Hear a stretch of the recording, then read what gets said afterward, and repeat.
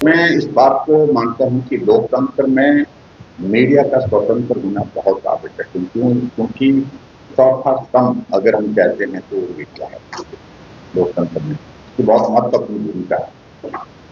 और मैं इसको समझता हूं कि इस सारी चीज से बहुत बड़े सुधार की गुंजाइश आदमी के जीवन में मिलती है, काम करने के तौर तरीके मिल सकती है। अगर क्रिटिसिज्म किसी चीज का आता है, आदमी को उससे सीखना चाहिए कि गलती हुई है तो उसको ठीक कैसे कर सकते हैं।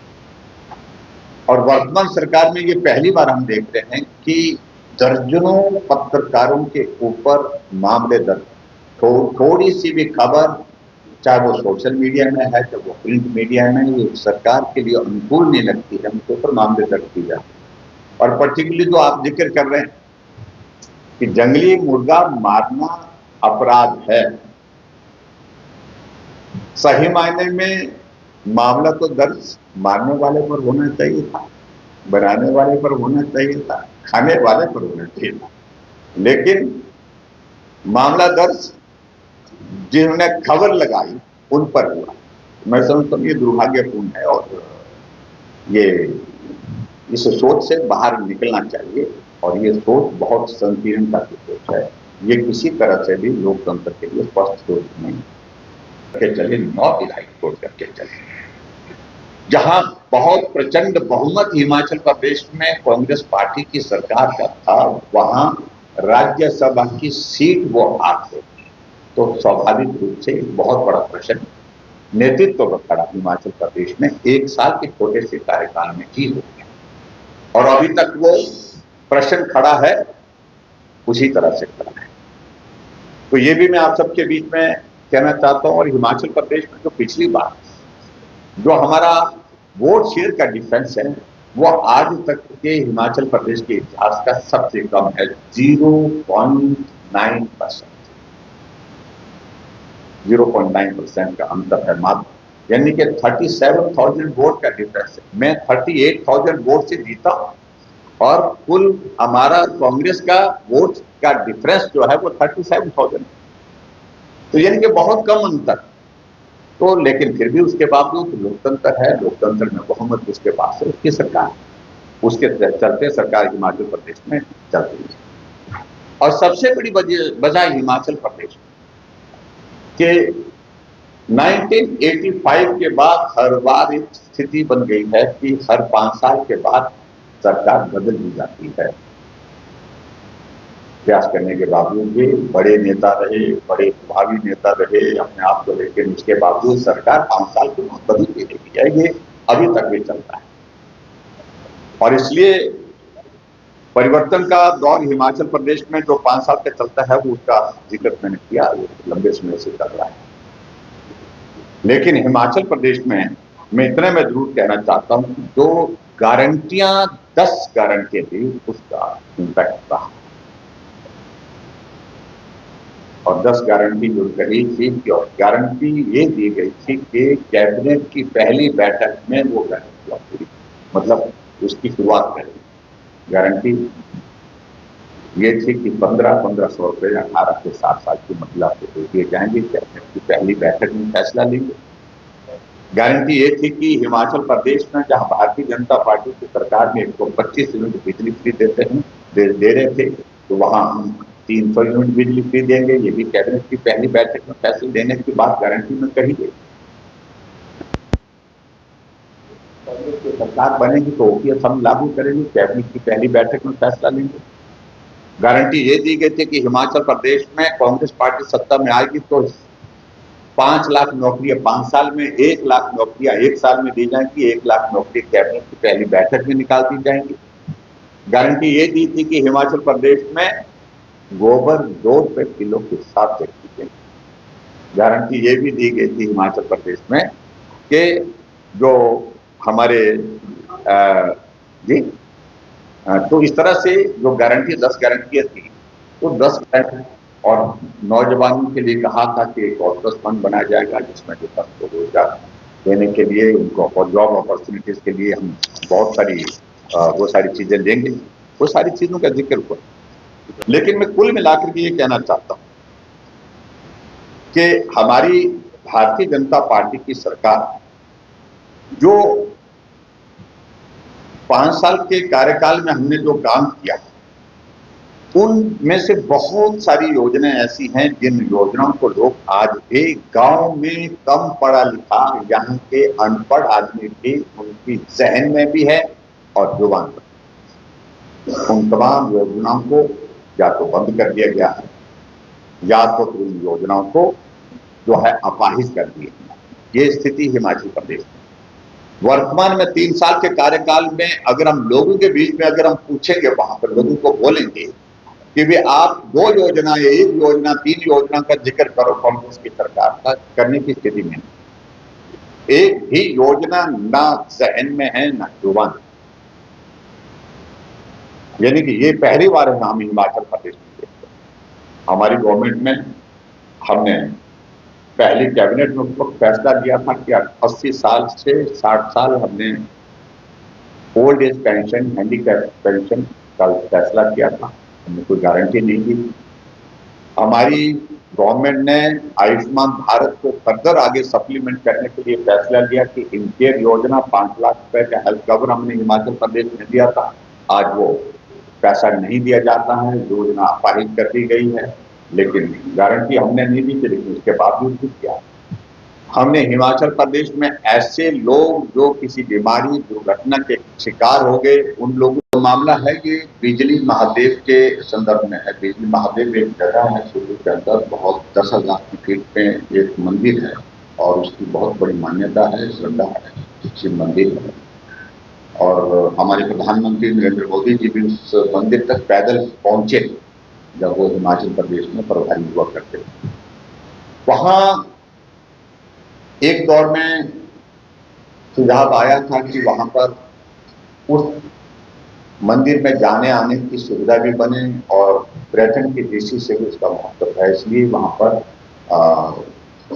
जो है वो देख जाएंगे और उसकी टेंडर की प्रक्रिया क्लियरेंसिंग होने के बाद है वो। लेकिन इस बीच में जब देवता से सब लोगों ने बातचीत की, क्योंकि अब की बार वहां पर देखा गया है कि बहुत सारी दरारें वहां पर आई हैं ऊपर पहाड़, और ऐसा अनुभव किया जा रहा है कि वो जगह उस दृष्टि से सुरक्षित नहीं हो पाएगी। अगर वहां पर फुटफॉल ज्यादा होगा तो बहुत बड़ी कठिनाई है, और इसलिए देवता ने उस सारी चीज के लिए मना किया कि हम उस रोपवे को स्वीकार नहीं करते हैं। और जगती हुई सभी देवी देवताओं में आस्था रखने वाले लोगों ने उस पर चर्चा की और चर्चा करने के बाद फैसला लिया कि इस रोपवे को यहीं पर स्थगित किया जाए और जन भावनाओं का सम्मान करते हुए, देव आस्था और देव श्रद्धा के प्रति सम्मान व्यक्त करते हुए ये जानकारी केंद्र सरकार को दे दी गई है कि इस रोपवे को बनाना उचित नहीं होगा। तो कुल मिलाकर के मैं यही कहूँगा, डेवलपमेंट हो, लेकिन इस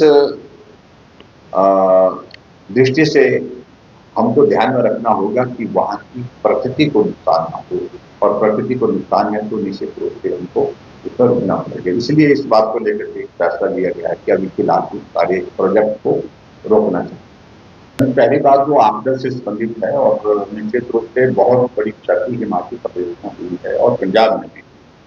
स्वाभाविक रूप से जब बारिश बहुत ज्यादा हुई हिमाचल प्रदेश में, उसका इम्पैक्ट जो है वो पंजाब में भी आया। पंजाब में भी गाँव को नुकसान हुआ है, जमीन को नुकसान हुआ है। और मैं इस बात के लिए प्रधानमंत्री जी का धन्यवाद करता हूँ कि आमतौर पर जो है वो आपदा के दौरान खुद आकलन, खुद असेसमेंट लेने के लिए प्रधानमंत्री जी बहुत जगह नहीं जा पाते हैं, लेकिन हिमाचल भी आए और पंजाब भी आए, और आए ही नहीं, वहाँ आपदा प्रभावित इलाके का दौरा भी किया, आपदा प्रभावित लोगों से मिले, चाहे वो हिमाचल है या पंजाब है। और इसके अलावा हिमाचल प्रदेश में 1500 करोड़ रुपए का ऐलान किया और पंजाब को 100 करोड़ और किया, 1600 करोड़ का ऐलान किया। मैं समझता हूँ एक बहुत बड़ा उस दृष्टि से प्रधानमंत्री जी ने ये मदद का एक रास्ता खोलने का प्रयास किया है और उसमें हम उनका आभार व्यक्त करते हैं। लेकिन उसके बाद नुकसान भले ज्यादा हुआ है, इसमें दो राय नहीं, लेकिन सारी रिस्पॉन्सिबिलिटी सेंट्रल गवर्नमेंट की होती है, ऐसा नहीं होता है। स्टेट गवर्नमेंट की भी रिस्पॉन्सिबिलिटी है, उनका दायित्व है। हम इस बात को कैसे कह सकते हैं कि केंद्र ही करे, केंद्र ही करे, केंद्र ही करे, मोदी जी ही करें, मोदी जी ही करें? प्रदेश सरकार भी तो है नहीं, क्या उनकी रिस्पॉन्सिबिलिटी नहीं है? रेस्ट ऑफ द पोर्शन मुझे लगता है कि डैमेज का हुआ है, नुकसान का हुआ है, राहत देने का जिम्मा प्रदेश सरकार का है, क्योंकि प्रदेश सरकारें दोनों राज्यों में एडजस्ट करती हैं, उनके अपने दायित्व को निभाना चाहिए। हाँ, मदद के लिए केंद्र से सहयोग मांगने की बात के लिए स्वतंत्र है। और हिमाचल प्रदेश में हम सभी सांसद केंद्र में जाकर के गृह मंत्री जी से मिले, फाइनेंस मिनिस्टर से मिले, रोड इंफ्रास्ट्रक्चर जो हमारे मिनिस्टर हैं गडकरी जी, उनसे भी मिले, और मैं व्यक्तिगत रूप से प्रधानमंत्री जी से भी मिला। जो मदद हम ले सकते थे, मांग सकते थे, वो बात करें। दूसरा पार्ट आपने बीबीएमबी के 2 मेंबर्स के सिलसिले में कहा, और मैं समझता हूं कि इसमें पंजाब को आपत्ति नहीं करनी चाहिए, खुले मन से करना चाहिए। हम सब लोग उसमें हैं। हिमाचल से पानी आता है, हिमाचल पानी देता है, और हिमाचल से बहुत सारे लोग उसके कारण विस्थापित हुए, बीबीएमबी के कारण विस्थापित हुए। बीबीएमबी है, बाउंड्री है, लेकिन हमारी मदद उसमें हमारी हमेशा रही है, पंजाब के लिए रही है, हरियाणा के लिए, राजस्थान के लिए, दिल्ली के लिए, सबकी वो होनी भी चाहिए। और ऐसे में पंजाब को आपत्ति मुझे नहीं लगता कि किसी तरह से करनी चाहिए, और हम इस बात को लेकर के बहुत पहले से मांग कर रहे हैं कि हिमाचल प्रदेश को एक स्थायी मेंबर बीबीएमबी में होना चाहिए। और ये इन प्रिंसिपल जो है, जो रीजनल काउंसिल की मीटिंग जहां पर चंडीगढ़ में ही अमित शाह जी केंद्रीय गृह मंत्री जी की अध्यक्षता में हुई थी, तो उसमें हमने 2 दिन से बात रखी जब मुख्यमंत्री था, और सिद्धांत रूप से इन प्रिंसिपल इस सारी बात से केंद्र सहमत थी।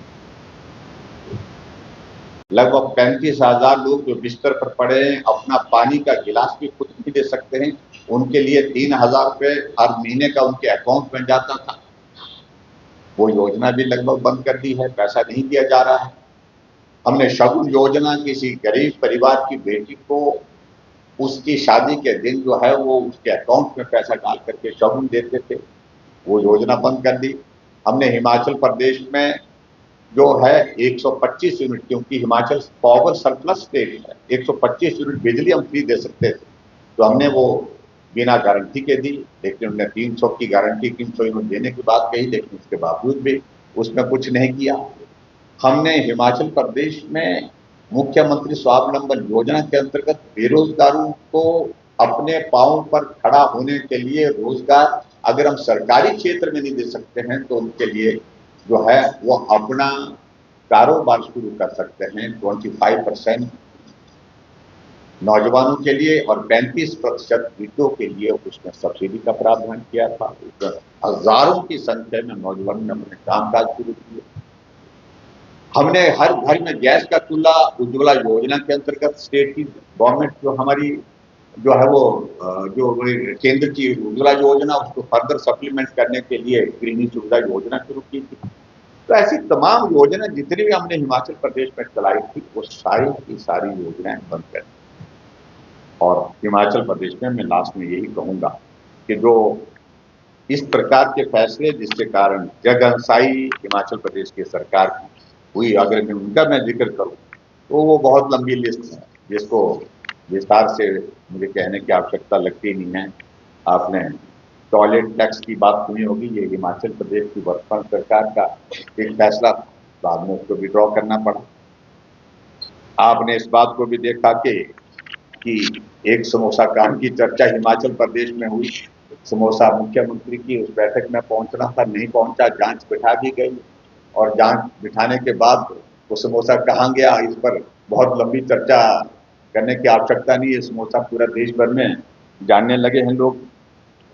और हमने एक जनमंच का कार्यक्रम चलाया हुआ था, जहां लोगों की समस्याओं को सुनने के लिए मंत्री हर पहले रविवार को जाते थे, जाकर के लोगों की समस्याओं को सुनते थे। लेकिन मुख्यमंत्री ने जनमंच का कार्यक्रम रद्द करके कहा कि सरकार जनता के द्वार, ऐसा कार्यक्रम, और उसमें गए एक जगह जहां जंगली मुर्गा परोसा गया, तो वो एक अपने आप में एक बड़ा एक चर्चा का विषय बना। और उसी तरह से बहुत सारे फैसले, एक आदमी बस में चलता है, बस में चलते हुए वो राहुल गांधी का कोई वीडियो ऑन करके सुन रहा है, तो पड़ोस वाले दूसरे आदमी जो बैठा था उसने सुना और कहा कि राहुल गांधी के बारे में इसमें जो अच्छा नहीं बोला जा रहा है उसके खिलाफ मामला दर्ज कर दिया जाता है। यानी कि आप अंदाजा लगाइए कि बहुत सारी चीजों को लेकर के, और यहाँ तक के हिमाचल प्रदेश में जो बसों में चलने के लिए जो है किराया का, उसका एक नया जो है वो सिस्टम शुरू कर दिया। हीटर का टिकट काट दिया गया, कुकर जा रहा था उसका भी टिकट काट दिया गया, कोई स्टूडेंट ले जा रहे थे। ऐसे एक नहीं बहुत सारे फैसले जो जग हंसाई का कारण हिमाचल प्रदेश में बने हैं। तो मैं उन सारी चीजों में बहुत डिटेल में कहूँ, तफसील में कहूँ, मुझे लगता है कि इसकी आवश्यकता नहीं है। कुल मिला करके हिमाचल एक बहुत संकट के दौर में से गुजर रहा है मित्रों। एक तरफ से प्राकृतिक आपदा, और आपदा के पश्चात इस प्रकार से जो मनुष्य द्वारा, सरकार द्वारा निर्मित आपदा। 2023 में आपदा आई, मुख्यमंत्री जी ने कहा कि 4,500 करोड़ रुपए का पैकेज अनाउंस किया, लेकिन जब सारी सूचना जब विधानसभा के अंदर हमने ली तो मालूम पड़ा कि 300 करोड़ भी खर्च नहीं किया गया। यानी कि ये हिमाचल प्रदेश में सबसे बड़ी बात है कि एक मुख्यमंत्री संवैधानिक दायित्व का निर्वहन करते हुए सत्य नहीं बोलते हैं, विधानसभा के अंदर नहीं बोलते हैं, विधानसभा के बाहर नहीं बोलते हैं, देश में नहीं बोलते हैं। अभी जाकर के मैं देख रहा था कि बिहार के चुनाव में गए, कहा कि गारंटियां हिमाचल आकर के आप देखिए सारी पूरी हो गई, जबकि हकीकत बिल्कुल भी इस तरह की नहीं है, कहीं कोई गारंटी पूरी हुई ही नहीं। तो इसलिए बहुत सारी चीजों का हम जिक्र करें तो, और यहाँ तक कि मुख्यमंत्री विदेश गए, लंदन गए, तो वहाँ हाउस ऑफ लॉर्ड्स को संबोधित करने का जिक्र उनके ऑफिस से, उनके पब्लिक रिलेशन डिपार्टमेंट की ओर से हुआ। जब इंफॉर्मेशन दी तो कि हाउस ऑफ लॉर्ड्स वहां पर उन दिनों प्रोग्रेस में ही नहीं था, हाउस आ ही नहीं चला हुआ, लेकिन उसके बावजूद भी वो उनकी ओर से प्रेस नोट में आता कि संबोधित कर दिया। तो ऐसी बहुत सारी चीजें हिमाचल प्रदेश में हमारे वहां पर देखने को मिलती है। हिमाचल हालांकि देवभूमि है, बहुत शांति प्रिय लोग हैं, बहुत देवतुल्य लोग हैं, लेकिन नई सरकार की व्यवस्था परिवर्तन का हाल इस प्रकार से है जो एक विस्तृत नहीं, मैं छोटी सी जानकारी आपको दी। तो मुझे अपनी ओर से सिर्फ इन्हीं पॉइंट पर जो बात कही है मैंने कही है। बाकी मैं एक बार फिर से आप सबका धन्यवाद करता हूँ कि आपके यहाँ पर आने की एक अपॉर्चुनिटी जो मिली है आप सबके साथ मिलने की, आप सबसे बात करने की, इसके लिए मैं आपके यहाँ पर क्लब का फिर से आभार। Thank you.